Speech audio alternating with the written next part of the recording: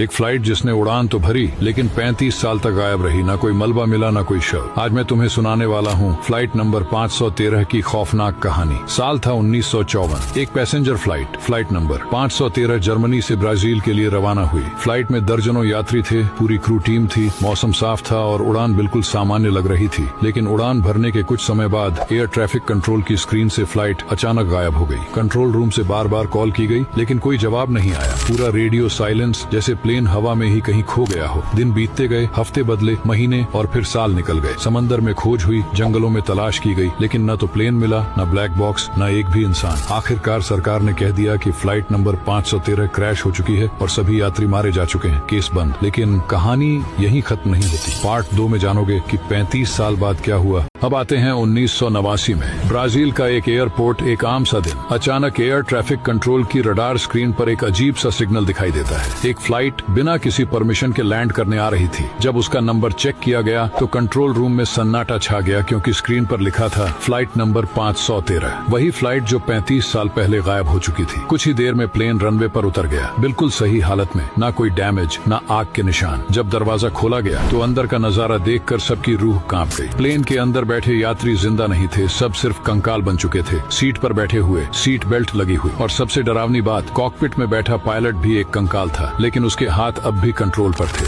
ऐसा लग रहा था जैसे समय वहीं रुक गया हो। न संघर्ष के निशान, न चीख पुकार, जैसे सब कुछ एक ही पल में पत्थर बन गया हो। आज तक कोई नहीं जानता ये कैसे हुआ। कुछ लोग कहते हैं ये टाइम ट्रैवल था, कुछ का मानना है फ्लाइट किसी दूसरी डायमेंशन में चली गई थी, कुछ लोग इसे बर्म्यूडा ट्रायंगल से जोड़ते हैं। अब सवाल तुमसे है, अगर ये कहानी सच है तो फ्लाइट नंबर 513 35 साल तक कहाँ थी? कमेंट में बताओ तुम किस थ्योरी पर भरोसा करते हो, टाइम ट्रैवल या कुछ और।